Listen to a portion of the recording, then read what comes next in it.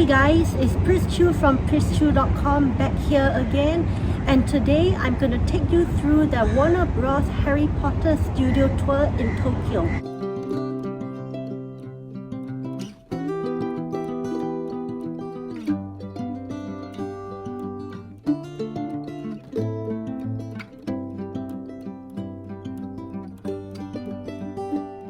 So, located just outside of Tokyo, about an hour away by train, this is one of the newest attractions in Tokyo, and I will say it's definitely a must visit if you are a Harry Potter fan. The nearest train station to the Warner Bros. Harry Potter studio tour is Toshimain, which is a direct train service from Ikebukuro. This is how we got there. From there, it is a few minutes walk to the Warner Bros. Studio tour.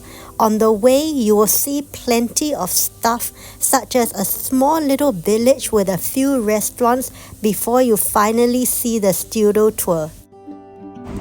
The studio tour is pretty comprehensive and you should allow about 4 hours to go through it. I definitely recommend 4 hours. And because the tour sells out extremely quickly, I strongly recommend that you really should book in advance. Do not buy your tickets at the gate because most likely there will be no tickets left. For us, when we visited, it was on a Thursday afternoon, and that was literally the only time slot that was available throughout our entire visit. So this meant that if we wanted to go there, we had no choice but to take this time slot.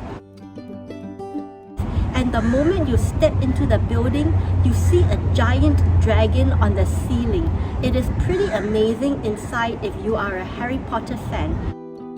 Giant dragon on the ceiling definitely looks pretty awesome, don't you think?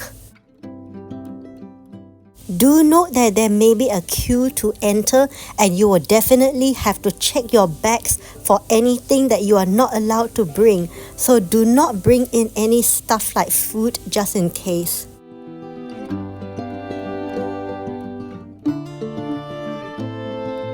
This is the entrance area before you step inside. You can see a cafe as well as a gift shop here.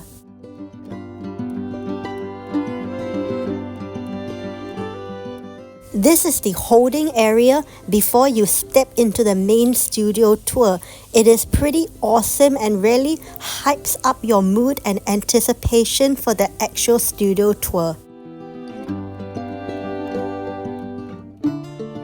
At this holding area, a briefing is conducted on the do's and don'ts of what you can and cannot do once you are inside.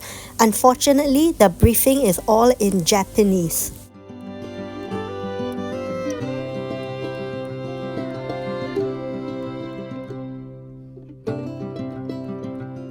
Finally, the doors to the Great Hall open and we are inside.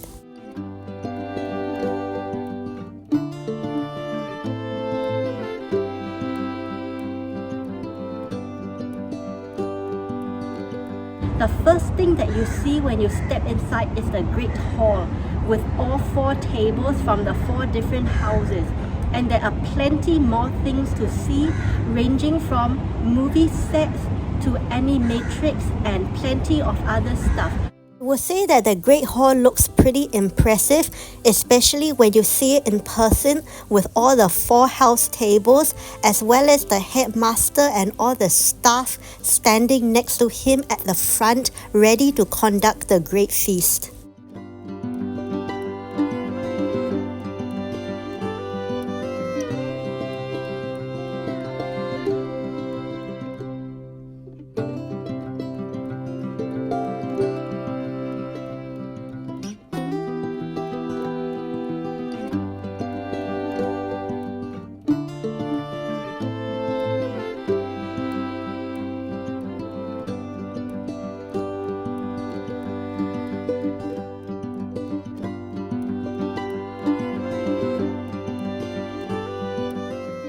This is a photo and video station area whereby we had a wheel of time having different poses and taking videos, but the results were pretty embarrassing, so I would rather not post them here. And here you can see a snippet of the moving staircase at Hogwarts. Amazing, right?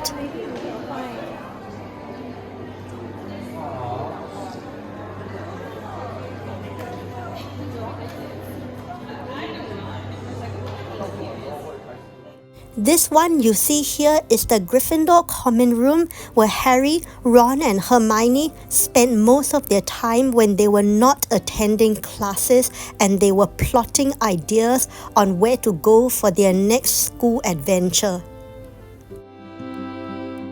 And this one is the Gryffindor boys' dormitory where Harry and Ron slept.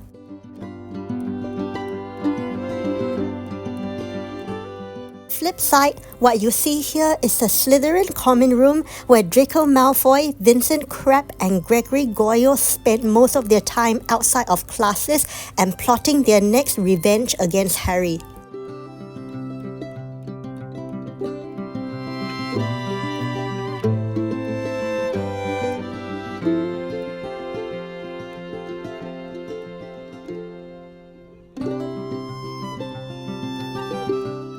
Now we move on to the potions classroom located in the dungeon and really reminds me of the 1800s Victorian era style. It is pretty impressive and amazing, especially when I see the potion pots boiling by themselves. This part here is the Quidditch section of the studio tour. So Quidditch is a popular game in the wizarding world invented by J.K. Rowling, and at the studio tour we had the opportunity to recreate the iconic match in Harry's first year between Gryffindor and Slytherin, where we were the spectators.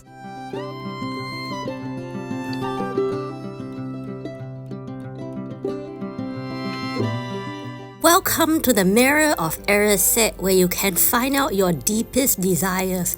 Apparently, this proved to be pretty popular amongst the goers of the studio tour. I guess everybody wants to find out what is their deepest desire. It may be what you expected, or it may surprise you.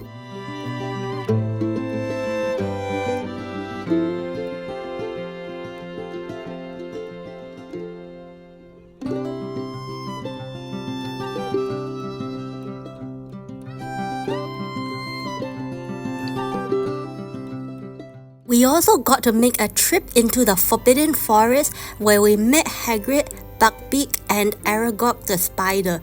I would say the spider was definitely pretty scary.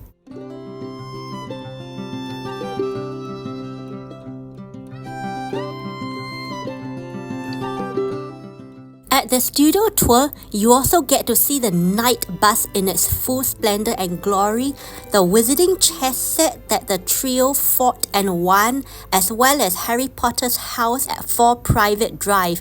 And yes, you can step inside the house where you get to see all the letters and mail Harry received, as well as his cupboard under the stairs bedroom. This is the Animatrix area of the studio tour where we got to see the science behind how they were able to create movement and moving objects in the movies. For example, how Hagrid's eyes moved and how they animated Hagrid, as well as how they were able to animate the Mandrake. It was pretty sciencey and technical.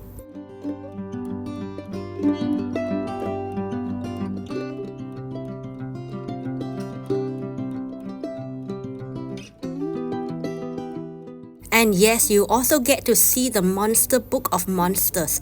I remember reading about this in Harry's 3rd year. He had to use this as one of his textbooks. It was definitely a sight.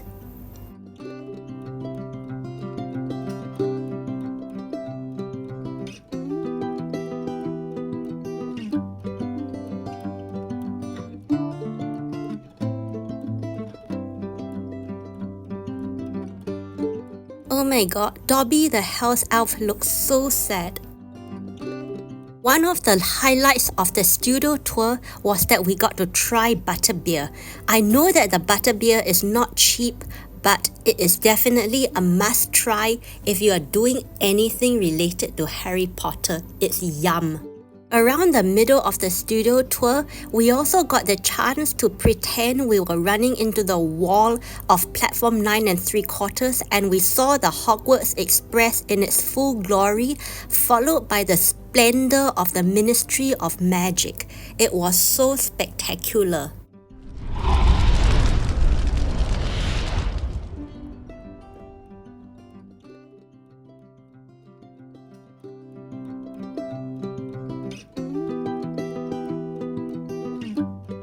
In a trip to a Harry Potter studio tour, how can you forget a trip to Diagon Alley? Look at all the splendor and amazement of the shops here.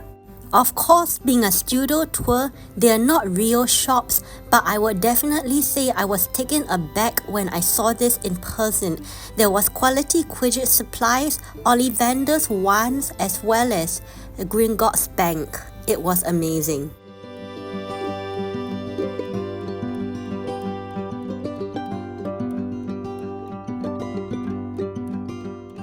Last but not least, before you head into the gift shop, there is this amazing 3D rendering of Hogwarts Castle which looks super spectacular. It was so amazing that we spent a while here taking photos and videos and being completely awestruck by its beauty and splendor.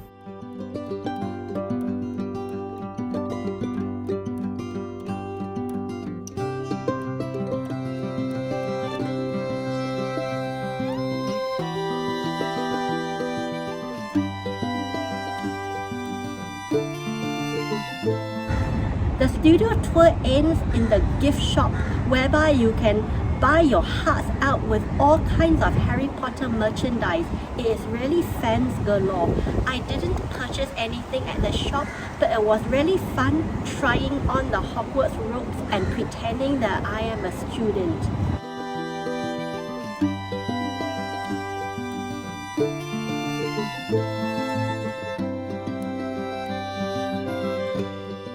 A lot of the stuff available at the gift shop looked pretty cool and amazing, but unfortunately are not friendly to the wallet, so I ended up not purchasing anything. If you wish to purchase anything from the gift shop, be prepared to burn a hole in your pocket.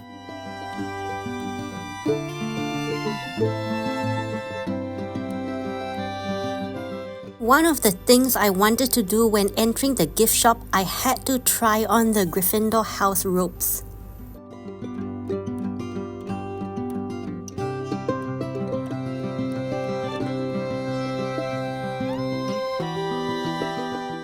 All in all, it was already dark by the time we left the Harry Potter studio tour, but it was a fun afternoon out and an amazing experience.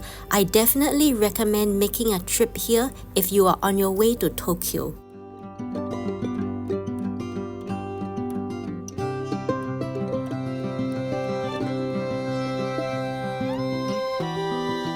Thank you so much for watching. This has been Prischu from Prischu.com. If you enjoyed what you saw, please don't forget to like, share and subscribe to Prischu.com. Until then, I will catch up with you in my next video. See you and bye-bye.